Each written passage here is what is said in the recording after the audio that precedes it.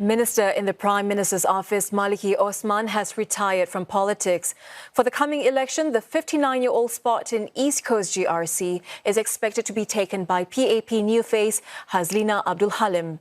In a social media post, Dr. Maliki says both he and Prime Minister Lawrence Wong agree that after 5 terms, it is a good time for him to, quote, make way for a new candidate and retire from politics. Dr. Maliki says his immediate priority is to ensure a smooth transition and rally support for the East Coast GRC team. He was elected MP for Sembawang GRC in 2001 and 2006 before serving as an MP for East Coast GRC from 2011 to 2020. He also served in several ministries, most recently as Minister in the Prime Minister's office and Second Minister for Education and Foreign Affairs. Dr. Maliki thanked residents for welcoming him into their homes and lives and allowing him to serve them for the past 24 years. He adds that he is grateful to the grassroots leaders, volunteers and staff at the constituency office. Now, this evening, PAP activists held a closed-door farewell for Dr. Maliki at the party's Bedok branch office in East Coast. The ruling party has yet to reveal its slate for the 5-member GRC in this election. However, Dr. Maliki has previously named former Make-A-Wish CEO and former news presenter Haslina Abdul Halim as his successor. Dr. Maliki has helmed the Siglap ward since 2011. Ms. Haslina is one of the new faces that the PAP is fielding this election. Speaking to CNA outside the PAP branch, she says Singaporeans will know the party's lineup on nomination day. She says Dr. Maliki introduced her to grassroots and residents in his ward, and she hopes to build on the work that has been done. East Coast was hotly contested in 2020, with the PAP securing about 53% of the vote over the Workers' Party. East Coast is a special place. It is home to generations of residents. It is a place where faith is important. Interfaith harmony and unity is also something that residents are proud of. There is a place where a lot of future generations are looking to learn. It's also a place where families are looking to bond. And it's a place for our seniors to really live their golden years with dignity. Ms. Haslina was previously president of the Singapore Muslim Women's Association and a director at Mendaki. She was asked what issues she intends to champion if elected. I have personally advocated for women in Singapore at an international level as well. So it is an experience that I really hold close to heart, and being able to do so, to represent these issues and represent Singapore is something any young Singaporean would be excited to do. Prime Minister Lawrence Wong says both Dr. Maliki Osman and Defence Minister Ng Eng Hen, who announced his retirement last week, will be deeply missed. Mr. Wong says he has to let them go so as to renew the leadership team for Singapore. Besides a tribute to the PAP stalwarts on social media, he also penned valedictory letters for both men. In his letter to Dr. Ng, Mr. Wong shared his deep appreciation for the 5-term MP who has held various portfolios, including 14 years as Defence Minister. He says that under Dr. Ng's leadership, the Singapore Armed Forces stood ready for battle and also proved its worth in peacetime. He says he has always valued Dr. Ng's thoughtful perspectives in cabinet meetings and that in many ways, Dr. Ng has shaped Singapore and raised the country's stature and standing globally.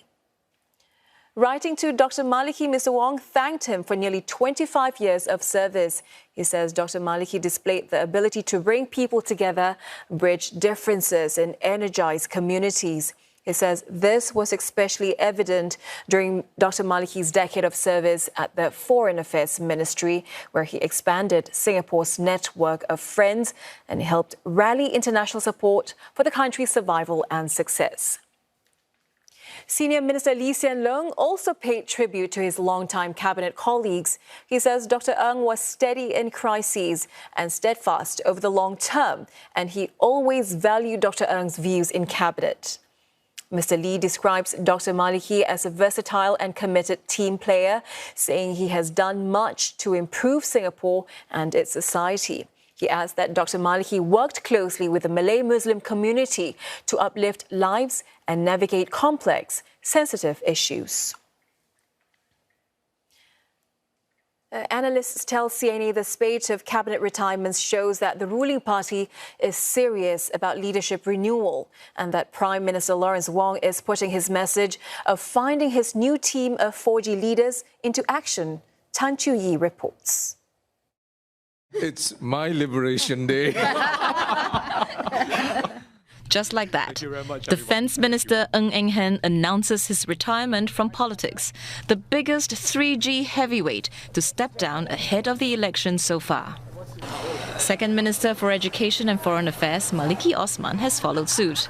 And before that, Senior Minister of State Amy Khor. Senior Minister Qiuyi also says he won't be standing in Pasir Ris Changi, fueling questions of whether he will stand at all.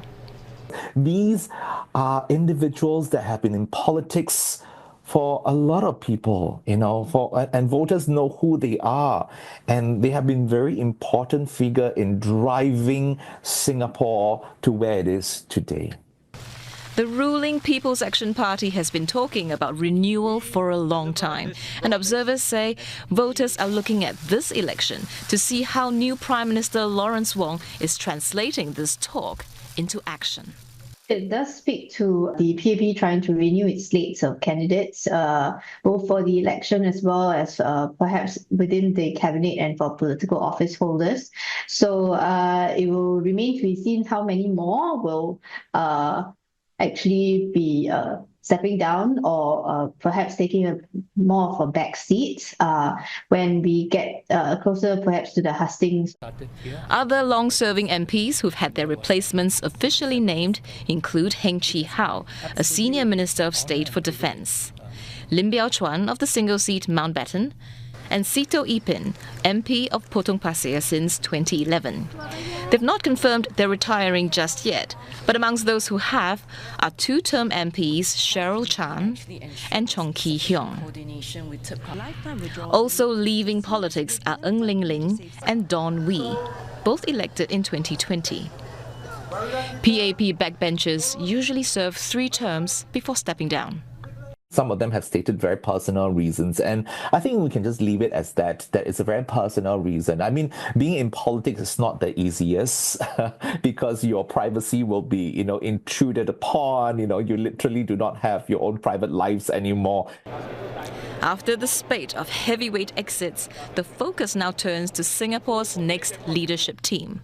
And top of mind, who will take Ng Eng Hen's place as Singapore's next defence chief? Mr. Wong has announced 32 new candidates the party is fielding at this election, calling it the biggest slate of newcomers in recent years. This means more MPs will have to make way, and more retirement announcements can be expected all the way to nomination day.